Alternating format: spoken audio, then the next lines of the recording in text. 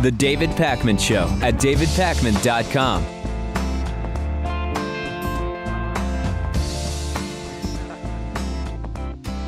Boston Marathon bomber Dzhokhar Tsarnaev has been found guilty on 30 counts and could face the death penalty. This, of course, dates back to the April 15th of 2013 bombings at the Boston Marathon. Dzhokhar Tsarnaev found guilty on 30 counts, including the murder of the three fatalities: the little boy Richard Martin, 8 years old, Lingzi Liu, 23 years old, and Crystal Campbell, 29 years old.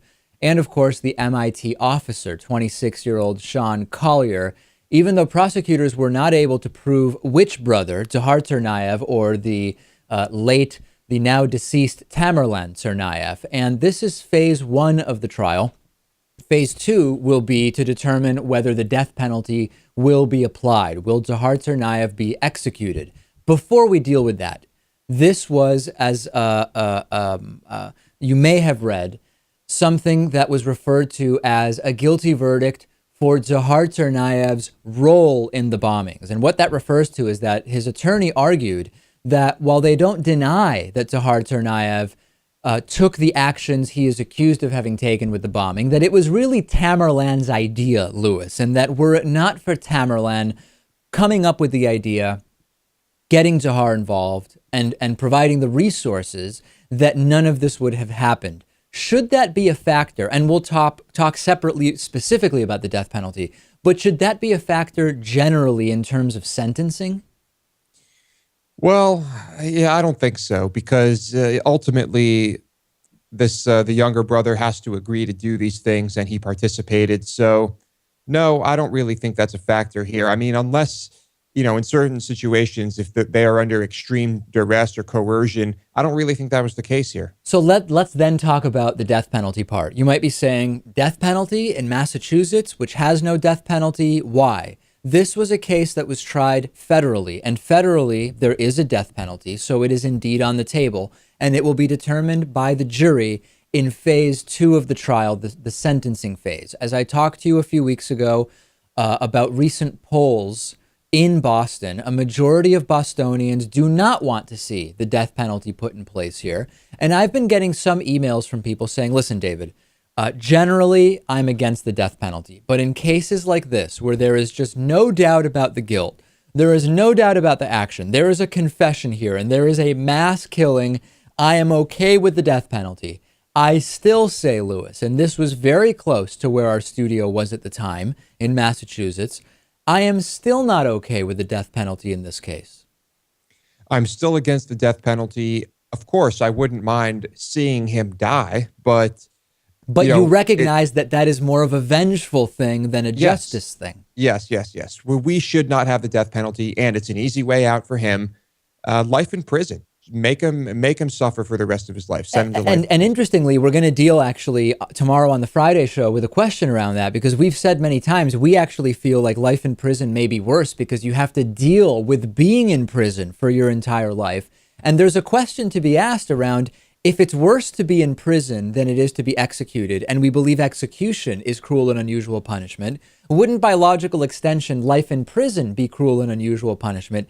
Let's not jump the gun on that, Lewis. We'll discuss that tomorrow, and we will, of course, see what the jury ultimately does.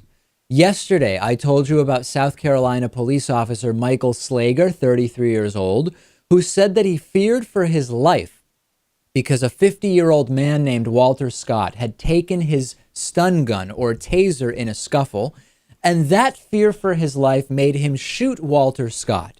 We got video yesterday of the shooting, and it turns out that the shooting took place as Walter Scott was running away 15 to 20 feet away from the officer, and that he was shot 8 times. Let me remind you of that video first, and then we will get to the new evidence.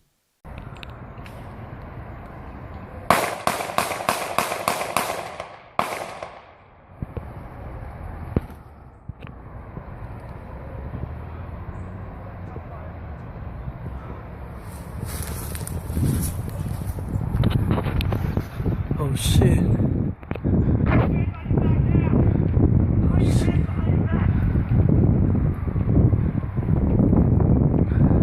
Shit.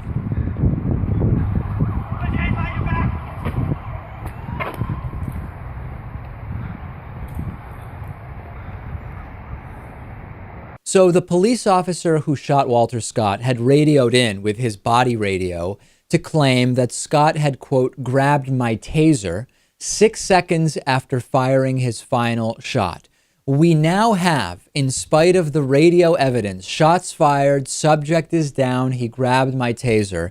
We have stabilized slow motion video, which appears to show, and we will let the audience decide as I talk here, appears to show the police officer dropping a taser, planting a taser next to the body of Walter Scott. The slow motion video is playing here. I have watched this numerous times. Every indication, Lewis, is that indeed the officer had the taser on him. It had not been stolen by Walter Scott, and that the taser was dropped by the officer next to Scott's body. That's what it looks like, and it's not really that surprising. Also, at the beginning of the video, it looks like when he starts running, it looks like the taser is dropped to the ground. I don't know. That's, it's harder to see there, but I think it's pretty clear. It's going to be something that we're going to look at more closely, but this is not a case where everybody is jumping out and defending the officer. There have been murder charges here. We are going to see what happens, and we have to also say that for the individual who recorded this, takes some pretty serious testicular fortitude, right? Watching a police officer who's willing to shoot a suspect 8 times in these circumstances, you might be the next in line to get, persecuted. I don't know if physically or in a verbal intimidation way, but certainly taking some significant testicular fortitude from the individual filming. But a great call. I think this highlights how important it is to take out your phone and start filming. I think if there was video of some of the other incidents like this, perhaps we'd have murder charges levied against those police officers as well. And Mayor Keith Summy has said, as a result of this incident, the city has now received a grant to order over 100 body cameras, and they will be ordering an additional 150 cameras that police officers will be trained to use. Of course, making sure that the cameras are on and functioning is a big deal, but this incident does seem, at least, to have immediately garnered action with regard to body cameras, which is a good thing. It's a great thing. Yeah, I hope that this becomes mandatory nationwide. We have now found out that Patrolman Michael Thomas Slager, who is the a police officer charged with murder in the fatal shooting of unarmed African-American man Walter Scott, had at least one prior complaint for excessive force. It involved a taser, and it involved a black man. We have yet another one of these police departments where the police department is 80% white in a city that is 47% black. They have been sued in federal court 46 times since the year 2000. And there's the story of Mario Givens, a black North Charleston man who spoke to the Associated Press yesterday and explained that back in 2013, Slager showed up at his house and roughed him up, that when the officer came to his door, the officer demanded to come inside without saying why he was there, and then told Givens, "Come outside or I'll tase you." Givens explained that he didn't want that to happen, so he raised his arms over his head, and that when he did, Slager tased him in the stomach anyway. Givens was, unsurprisingly, accused of resisting the officers, which we've talked about this ruse of resisting arrest as a sort of catch-all for justifying police force usage. Givens filed a formal complaint. The police refused to even take statements from neighbors who were witnesses, and every aspect of this, Lewis, mirroring not only the behavior with regard to 50-year-old Walter Scott, but mirroring a lot of what we're seeing in this country, broadly speaking. Now, I think if police departments and those involved took incidents like that far more seriously, perhaps it would be easier to get these cops, out of their uniforms and off the streets sooner rather than later. Because if you wait, well, look what just happened. Yeah, and an internal affairs investigation of Slager's actions in that prior incident exonerated the officer. He was never, Givens, the victim, was never even talked to by police. So every indication here that this was not handled properly. This entire thing is actually super depressing for a number of reasons. First, we have yet another killing of an unarmed black man by a white police officer. Yet again, we have the kind of racial element there.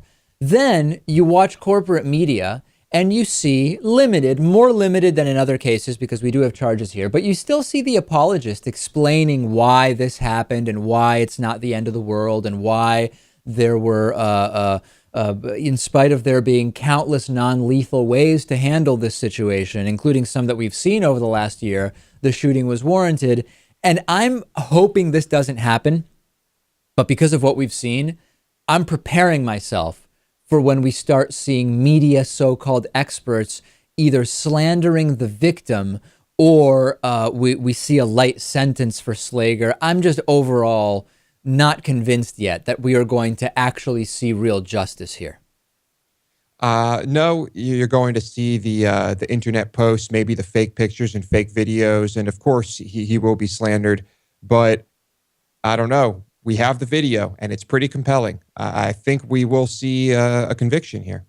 As wretched and bizarre and absurd as this is, there were people who wanted to start a crowdfunding campaign to raise money for the North Charleston, South Carolina police officer, Michael Slager, who is charged with the murder of unarmed black man Walter Scott during a routine traffic stop. Fortunately, GoFundMe, which is the platform that the crowdfunding campaign was created on, has now blocked this campaign. We have the video, as we've talked about, showing the shooting of this unarmed individual from 15 or 20 feet away 8 times. We have slow motion video, which may show the planting of the officer's taser near the body of Walter Scott. We see so much here that tells us that this was really an egregious case of police use of force, yet there are still some people who wanted to raise money for the 33-year-old police officer. GoFundMe removed that, and they confirmed to Mashable that the fundraiser violated the site's terms and conditions.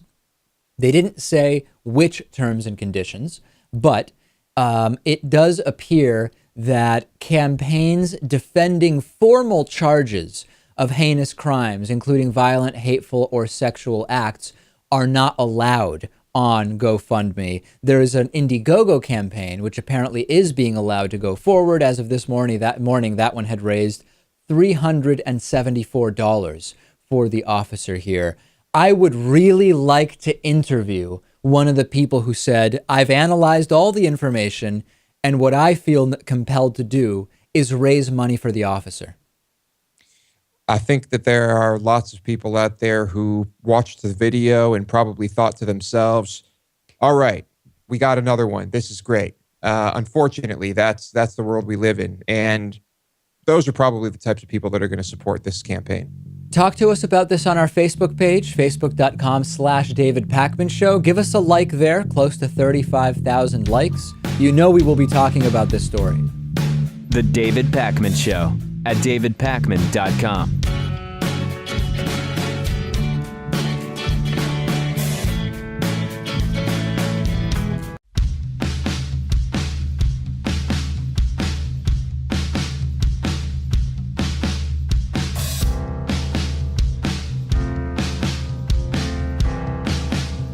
Welcome back to the David Pakman Show.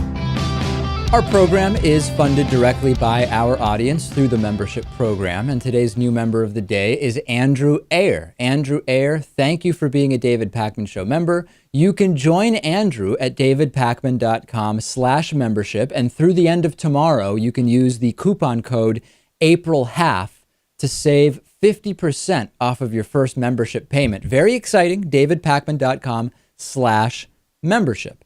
Great recommendation for a film today. It is the documentary American Jesus. It looks at Christianity in American life. One of the producers is a former guest on this program, Francis Schaeffer, and it is such an interesting documentary, Lewis. They look at Christian cowboys, they look at musician Christians, they look at surfing Christians. They travel all around looking at the different churches that are claiming to be Christian churches. And it's just so fascinating because, number one, it shows you all the characters that are involved here. But number two, it shows you how so many opportunists are simply using religion to create either celebrity or money for themselves. Not that we didn't know that that was going on. And it is so diverse and so well done. It's just an excellent film.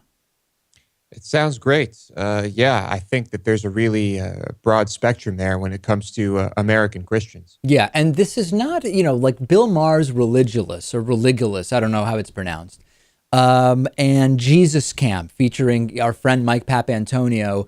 Those were very clearly just showing the insanity of the Christian right in the United States. This film does do that, but it also just talks a lot more about the people, and it's by no means a pro-religious film, but I guess what I'm trying to say is it's not just a sort of lampooning of the insanity. It's just very, very interesting. We're talking about American Jesus, and it's on Netflix, it's on Amazon, you can easily find it. Very, very good. There's a new bill in California which would make vaccination mandatory, which is all that some have heard, if you want your child to go to public school. So this is what we've been talking about for a long time. Government mandated vaccinations, where someone shows up at your door and forcibly sticks you with a needle, is drastically different than saying, hey, parents can choose to do whatever they want, but if you're going to put your child in a public school, you will be required to vaccinate them in this way because this is what we've determined is best for public health. This is a new proposal which would simply not allow children to go to school, even with one of those waivers that cite spiritual grounds as the reason not to vaccinate. We've talked about that. The reality is most of those who are not vaccinating are not vaccinating because of religious reasons. Most are in favor of the legislation. There are some detractors, and the opponents... Wow, we have yet another alarm here in the building. I don't even know what to do, Lewis. Do we continue? Yeah, I guess it depends on if alarm. your microphone... Let's just wait and see what this is. Oh, this is the 5th alarm today that's been going on.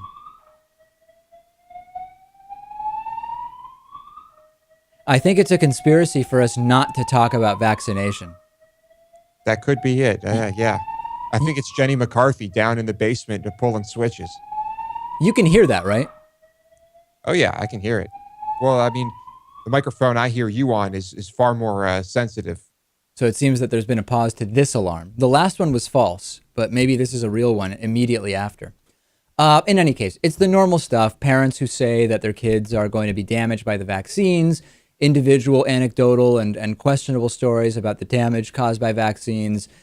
This is a good thing. This is what we need. We have dangerous outbreaks going on in California. I don't know. It's just like at this point, I know there's a contingent in our audience that gets mad whenever we talk about vaccines being a good thing. If you're on that side, I probably can't say anything to convince you, right? I think that this is a good thing to pass. I mean, it's going to be much harder to require all children to be vaccinated. That's something that will be hard to mandate. But this, I think this makes sense, and I think even I would assume that some of the people who are against vaccinations might go along with this one. Yeah, I'm worried though that those who are very strongly against will actually choose to homeschool their children to avoid having to vaccinate them, and that is going to create a circle of a new generation of anti-vaxxers that are disconnected from reality and the science of it, and that could be kind of like a negative side effect. That definitely could be. Yeah, let's hope it doesn't come to that. Or perhaps they will just send them to, private schools. Are you worried that there might be, well, a lot of private schools also require the vaccinations. They're not crazy, some of them are. But what scares me, though, is that there will be some plaintiff who hires a good attorney, charismatic, who pushes something around vaccination all the way up to the Supreme Court. The Supreme Court has an off day, or they have a few like-minded individuals who say, yes, mandatory vaccines, even just for public schools, are unconstitutional. And all of a sudden, we have precedent set in a super dangerous way. I hope it doesn't come to that. It could. But, if the outbreak worsens and children start dying, I think people will come to their senses. As we've talked about before, officially, marijuana is illegal per the federal government. There have been no real formal acknowledgments of the potential for medical applications of cannabis from the federal government. But this month marks the first time that the National Institute on Drug Abuse, also known as NIDA, which is a research group funded directly by the U.S. government, has for the first time acknowledged that cannabis extracts may help kill certain cancer cells and reduce the size of others. Vice is reporting that NIDA quietly revised a page on its website titled Drug Facts, Is Marijuana Medicine, to say that there is indeed evidence from one cell culture study which says that purified extracts from whole plant marijuana can slow the growth of cancer cells from one of the most serious types of brain tumors. Significant acknowledgement, Lewis, that might send a sign of what's to come, or just a minor thing that's not really going to make a difference? It's kind of important. I mean, I think we know what's coming. Ultimately, with states legalizing this across the board, across the country, we are eventually going to see all of this dropped at the federal level. So we have yet another announcement going on. Let's listen.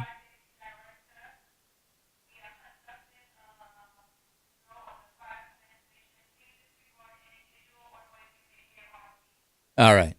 I don't know if the audience heard that. So immediately after a false alarm, they've now started conducting tests of the alarm system in the building. And, it really couldn't come at a less convenient time. Here's what needs to happen with marijuana. Number one, we need to get medical marijuana nationwide, every state. Continue the work on legalization. And this is such a key thing. Reschedule marijuana from being a Schedule I substance for the purposes of the federal government, because that is going to drastically change so many things around the legality of the financing around legal marijuana, medical marijuana. There's just so much that would follow from rescheduling it. And we need to look at cutting mandatory minimums for nonviolent drug offenses. Nonviolent drug offenses, as we talked about with Van Jones before he got upset with me and hung up earlier this week, mandatory minimums related to nonviolent drug offenses are a huge problem. And that would be my sort of 4-point overview of what needs to happen here. I think we should probably decriminalize small amounts of all drugs like Portugal has. I think that would be a very smart move. But hey, you know what? The prison industrial complex, it does have some pull and some sway and unfortunately a whole lot of influence. So we have the prison industrial complex, which includes not only private prisons, which are only about 10% of prisons, or they represent about 10% of inmates in the country. But we also have the labor unions for prison employees. And typically, labor is on the right side. In this particular case, they're on the wrong side in wanting to keep the war on drugs going. We have Big Pharma, which has big concerns around, hey, if marijuana is effective at treating a lot of stuff, then why would people keep using our products, which have tons of side effects, have risks, etc.? And then you also have police departments and law enforcement agencies, which have a lot of their revenue made up by drug raids and seizures and the enforcement of drugs being illegal. And then you even have smaller industries, which are not quite so small, like bail bonds. So you're right, Lewis, that there's a huge financial incentive to keep the status quo around marijuana. Yeah, and that's, at the state level, hopefully not so much at the federal level. But, I think we're moving in the right direction. Next, we will talk to Philippe Assouline. What's the latest with the Iran nuclear negotiations?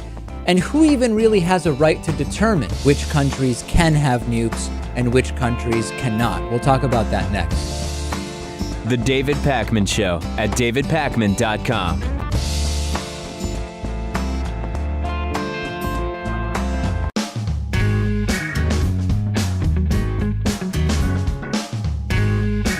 Welcome back to the David Pakman Show. I'm joined once again today by Philippe Assouline, who's an international relations expert. Philippe, last time you were on, we were discussing the re-election of Israeli Prime Minister Benjamin Netanyahu. We now have seen that serve as sort of the context for this round of negotiations around Iran and around nuclear weapons and economic sanctions. And in the last couple of days, we've heard from Iran that they are hesitant to sign a final nuclear deal unless the economic sanctions are lifted, full stop. And at the same time, we're seeing some Democrats in the White House maybe look to water down the Iran bill. What for you is the key lens through which to look at these discussions? I would say it's the breakout time. If I'm looking from a straightforward nuclear threat angle, I think the breakout time issue, there's some confusion around it. And that would be the main factor, I think, to look at. The Iranians are talking about using their most advanced centrifuges once the deal starts. Now, there's a lot of puffery here, but I don't think it's an area where you can take any risks. So there seems to have been an agreement to disagree between the sides almost at this point because of the lack of transparency and the way the media is approaching this. But that, to me, would be the most important factor. Yeah, and even as I think about it, I am mixed in my analysis, not of what I think should happen, but rather of how the negotiations are going and how it's being reported on. Because on the one hand, deeply, I do feel that we're all better off if Iran does not have nuclear weapons. At the same time, my logical and pragmatic side can't ignore that there's a sort of arbitrary nature to determining who is allowed to have nuclear weapons and who is allowed to decide who else is allowed to have nuclear weapons or not. Let's talk about that a little bit. Do you think that there's any sort of capricious or arbitrary nature to that? There might be. I don't think in this context there is, given the behavior and ideology of Iran. Iran is a country that is now involved in a near genocide in Syria, that has participated in assassinations in Lebanon on top of making that country into a Hezbollah base. It's killed thousands of American soldiers through its insurgents in Iraq. It's destabilizing Yemen. It's supported Hamas. It's participated in terror attacks in South America, in Europe. Given that, I don't think people will be sleeping well at night if the Iranians have a nuke. It will probably cause an arms race in the Middle East. As opposed to Israel, which has nuclear weapons, and people often point to that as an unfair thing. Why is Israel not being scrutinized? But Israel's had nuclear weapons for decades, and nobody's really worrying about them because of the context of the government. But there's some subjectivity to this, though. And let's contextualize. I don't disagree with any of the facts that you've stated about Iran just now. At the same time, we could decide, okay, the standard for being a sort of credible participant in these talks could be, have you threatened to use nuclear weapons, or have you threatened to attack countries? But just as arbitrarily, we could say, listen, if you've used nuclear weapons, you can't participate in these talks, and that would rule out the United States, and that would not be an unfair standard to apply. It wouldn't be. It would be a bit too late at that point, I would think. But I think democracy, I might be a bit old school on this, but I think democracy, some kind of verifiable democratic government that's more accountable to its people might be a standard. In effect, the world is just trying to slow down the spread of nuclear weapons, but it's failed, right? You have India and Pakistan in the last 2 decades who have had nuclear tests. You have the North Koreans. So it is absolutely arbitrary if you're looking at who has nuclear weapons now. But I think if we want to set a standard, democracy would be probably a solid one, civil liberties. Let's talk a little bit now about the role of Benjamin Netanyahu within all of this. And I don't think it's any secret to you, it's no secret to my audience, that while those on the sort of anti-Israeli side see me as a sort of forceful defender of Israel above all else, the reality is I'm incredibly critical of Benjamin Netanyahu. I think that he has no credibility as a potential arbiter of peace, particularly because of the involvement of the extreme religious right within his coalition in Israel. That being said, give us your sense right now of the whether Benjamin Netanyahu hurts or helps the movement to prevent Iran from having nuclear weapons, given that he has been sort of crying wolf about Iran for so long. And when I say crying wolf, I don't mean that I think it would be just great if Iran had nuclear weapons, but merely that he has been doing a lot of fear-mongering around it. Mm-hmm. So I share a lot of your sentiment, and if just a piece of unsolicited advice, if everybody disagrees with you, you're probably doing something right, especially when it comes to Israel. I think Benjamin Netanyahu, whom I'm also extremely critical of, despite being afraid of Iran, is at this point not helping. Now, obviously, we don't have access to what's happening behind the scenes and what is happening on the intel level. Yeah. But the act of constantly crying from the sidelines has turned into crying wolf. And it seems like people are not listening to Israel's message. And it is a very valid message. Israel's being threatened with genocide. But somehow people are not listening because of his style, because of his other actions. And personally, I think that fear-mongering is the opposite of the way to go. There should be a projection of strength, if anything, to build the morale of the Israeli public as opposed to bringing it down. And ultimately, at this point, he has lost all effectiveness. It may have been that at one point his threats led to tougher sanctions. Somehow the rest of the countries were afraid he'd attack, so they put in tougher sanctions. At this point, I don't think anybody's listening to him, and I think a new voice would have helped more. I agree with you. And the latest polls in the U.S., which I have to say, I'm rarely surprised by poll results, but I was surprised that the number of people who feel that the relationship with Israel has turned sour, to kind of put it colloquially, and that could be a poll which says that Americans think that the U.S. maybe should not provide as much money to Israel, or that the alliance at this point is maybe one that is not in the best interest. I point directly at Benjamin Netanyahu and his rhetoric as a driving force in increased skepticism in the U.S. towards that relationship, which I don't like to see. So I'm not sure we've seen the same polls. I think popular support in the U.S. remains quite high for Israel, but definitely the debacle over his Congress speech, which I think played directly into Obama's desire to weaken any chance of a Congress bill that would stop this deal, didn't help. When you have controversy constantly with the prime minister and the president, it's going to have an impact. That said, I think the American public understands that there's a difference between the elected representative. He got 23% of the vote, and the people. And I think support for the people of Israel is still very high, thankfully, in this country. And it's interesting because the same analysis could be applied to Iran, right? Where we really have to distinguish between the rhetoric of the president and his administration, the rhetoric of the Ayatollah and the religious regime, which seems to be, according to every poll I've seen, I'm curious what you think, completely at odds with the priorities of the Iranian people, who seem far more concerned with the benefits of dropping sanctions on their everyday lives than bombing other countries, certainly.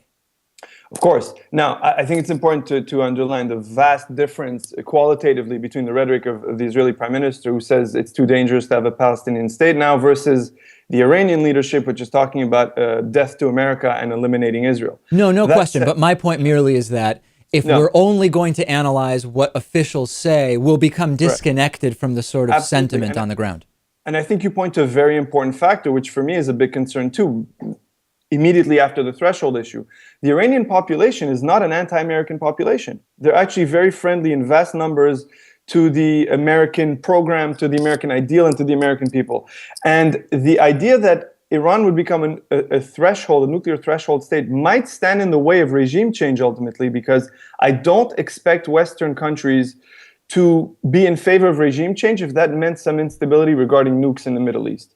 And I think there should be an angle to try to help the Iranian people get what they want, which is, as you correctly pointed out, to be reintegrated in the world, but also a liberalization of their regime. And the Obama administration has bet against that. In 2009, there was the Green Revolution in Iran, and Obama was very tepid in his support of it compared to how he was with Mubarak's ouster and Gaddafi, etc. So it's a very sensitive point, and I'm very happy you bring it up, because it shouldn't be forgotten. The Iranian people are our best bet. Last thing I want to touch on in the last bit of time we have here, when we look at if and when we have a permanent agreement, what's the next step, in the sense that, of course, there's going to be this kind of watchful eye on what Iran does. Do they stick to the agreement? Do they not? But I'm having some trouble kind of projecting what the end game is, more like 5 or 10 years down the line. I think you and many others. The first problem is that this deal, in contrast to the deal in Syria, where there was a one-time kind of exchange, or in a couple of steps of all the problematic material, here you're depending on good faith from the Iranians and, inspection regimes that they could cheat or push back on or avoid. And in 2-3 years, once this has been forgotten by the top echelons, if Iran cheats, you're not going to have the West being willing to re-implement sanctions, which take years, or doing a strike.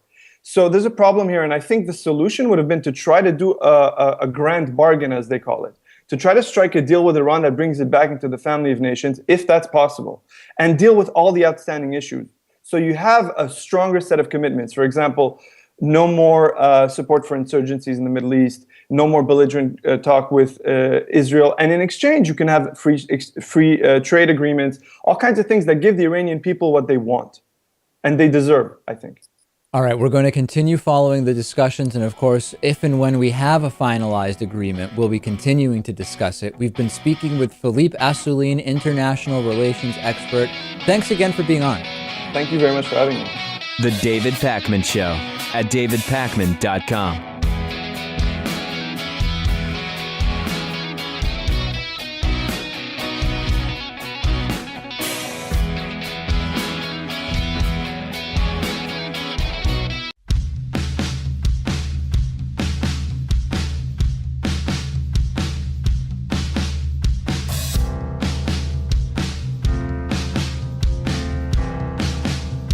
Welcome back to the David Pakman Show. The online hacktivist group Anonymous has released a list of websites related to ISIS and the companies that are hosting ISIS and jihadist websites. This was part of the Anonymous campaign Op ISIS, which was launched earlier this year. And a few weeks ago, the same group put out a list of 9,200 ISIS supporters' Twitter accounts. And later, this was continued by a list of 25,000 more Twitter accounts, which weren't even collected using hack methods. And now GhostSec put out a statement that says all websites listed below are frequently used by the Islamic State through Twitter and other social media platforms for transmission of propaganda, religion, recruitment, communications, and intelligence gathering purposes. Web hosting companies are unaware of their customers' content, or they turn a blind eye for easy profit and choose to accept blood money. Cloudflare is by far the largest offender. So a few things are going on. Number one is that you can check out the list for yourself. Cloudflare is the only company on the list that I even remotely recognized. Anonymous says that they have attacked a number of these websites and destroyed 85 of them as part of Op ISIS. The type of attack is not completely clear yet. Let's ask that question, though. To what extent do web hosting companies have accountability in controlling the content hosted on their servers? I would like to assume most of these companies likely have no idea. Well, I'm sure some of them have no idea, but I guess it comes down to their policies, their terms of service. Is it a freedom of speech thing? Ultimately, I mean, look at, if we talk about recruitment, I mean, ISIS wants to recruit by spreading their message and by getting as much info on them out there as possible. I mean, who are the biggest offenders of that? Big corporate media, Google, you name it. Well, there's people who are, this is interesting because people are jumping over this and saying Anonymous taking down the websites is a free speech violation. Again, we talked to Burt Newborn about this at the beginning of the week. The U.S. concept of freedom of speech is freedom from government retaliation or abridgment of your speech. In other words, the government can't do that, but this is just a hacktivist group that is hacking websites. They're not demanding that the government shut down the websites. What they're doing may well be illegal, right? Hacking is still illegal, but it is not a freedom of speech issue. And I think it's so important that we be accurate and precise when we talk about the First Amendment. You may disagree with Anonymous's actions. We don't condone the illegal actions with regard to online hacking, but this has nothing to do with First Amendment. Right. This is like if you are with me and you are speaking to a group of our friends, I don't like what you're saying, and I put my hand over your mouth, I'm not going to be charged with anything. Well, it may be assault or battery, right? I mean, it could if you start yelling at me to intimidate me or physically stopping me from speaking, but it wouldn't be a First Amendment issue, at least. Okay. Or I yell louder than you so that no one can hear you. Yeah. Yes, certainly right. Not a First Amendment issue whatsoever. Very, very interesting. Send me your thoughts. What can we expect from hosting companies that might have hundreds of thousands of websites hosted under their domains, under their servers, to know about each individual? But I think that there's arguments to be made either way. I have some stunning Alex Jones video. Alex Jones is now a paid shill for bogus so-called health products. I saw one a few weeks ago about Alex Jones pushing B12, a B12 drink or something like that. It was completely cringeworthy. And now somebody sent me another video. It's so insane, of Alex Jones pushing some weight loss product. And I'm going to play the clip for you. Alex Jones points out the before and after pictures of himself. The pictures are identical. I mean, it's just, this is so cringeworthy. This is the Alex Jones show now. Take a look. The problem was, though, I'd never been a vitamin and mineral and supplement taker before, so I kept forgetting to do it. So after I'd lost over 60 pounds, just a month and a half ago, I asked the crew to take a photo of me in the same lighting to see what I could do in just a month and a half. This is what happened in just 45 days. We took this photo back there in the back office, and I'd already lost a lot of weight, but I lost another 6 pounds with the Oxy powder and the other products at InfoWarsLife.com. And this photo was just taken a few days ago. And it wasn't just that my weight loss accelerated. My muscle mass increased. My stamina, my energy levels exploded. Super Male has the key concentrated natural compounds. Yeah, transform your body into a globalist fighting machine. The before and after pictures are identical, except that his skin is all red. It's a completely different color. And it looks like he's clenching up, right? If you look at his right fist, it's completely clenched in the after. And if you look at his neck, it looks like his neck muscles are all tight. There's just no credibility here. Don't you think his followers would be angry? The guy who's the debunker, the truth teller, he knows the conspiracies that abound. He's pushing non-science supplements and vitamins to make money and putting up before and after pictures of himself that are identical. It looks like it's kind of turning into the Rush Limbaugh's show, or Glenn Beck for that matter. It's all about money, and ultimately you have to start selling products and endorsing products. And this guy, I just hate this guy. Whenever he's yelling, you can tell it's just an act. He's not really angry. I can't stand him. He was really angry, seemingly, about InfoWars Life Super Male Vitality Dietary Supplement. He gets just as agitated about that, seemingly, as about so-called government corruption. Explain to me how he can do this with the pictures and the anger and the whole thing and still have any credibility. Just explain it to me. And if your argument is merely going to be he has more YouTube subscribers than we do, that has no bearing at all on the veracity of these supplements. So if that's your argument, let me preempt that by saying it is a very weak and boring argument. The before and after pictures, check them out if you're listening. It is amazing. I mean, did you see any difference, Lewis, other than the color of his skin in those two pictures? Not much of a difference. It looks like he's sucking in too on the after picture quite a bit. We have a voicemail number which you can call anytime. That number is 219-2-DAVID-P. Here's a voicemail I received, a question about autonomous cars. Hey, David, you talk a lot about automatic cars and how you think they're so great. I agree, because there's a lot of bad drivers out there.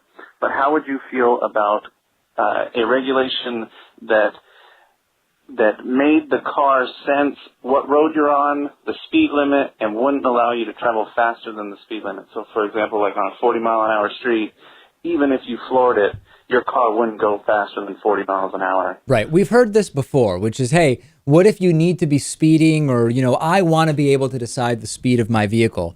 This is a fair point. I don't really know how this is going to be worked out and what the right answer is. What I can tell you is that if all cars were autonomous, that we would be able to have much higher speeds, particularly on the highways. So the fear of not being able to go fast enough under autonomous vehicles, if things go well, you would be able to have the vehicles both going faster and riding closer together, which would reduce traffic, it would reduce travel times. And if the computer system that controls the vehicles knows when each vehicle is getting off the highway, you wouldn't have late or early merges. Everybody would be in the lane that corresponds to how much longer you're going to be on the highway. So I actually think that in practice, we're going to be able to travel much faster with autonomous vehicles, but it's still a fair question. If you floor it, what happens if the car and the government just decide cars don't go faster than the speed limit? I don't have an answer. I think in that interim period, while we have drivers and autonomous cars, those cars will have to have, the technology that we're talking about here. They will have to maintain the proper speed limits wherever they go. But yeah, once it's all autonomous cars, presumably we can go a lot faster. On today's bonus show, AT&T fined for customer data theft. IS. I almost said IS, and then I wanted to say ISIS, and it came out as IS. IS militants released 200 Yazidi captives, and the NRA has decided to ban working guns at its own convention. This is just stunning, Lewis. We will talk about that fantastic news on the bonus show davidpakman.com/membership. Remember to use coupon code APRIL1/2, all one word, between now and the end of tomorrow to save 50% off of your first membership payment.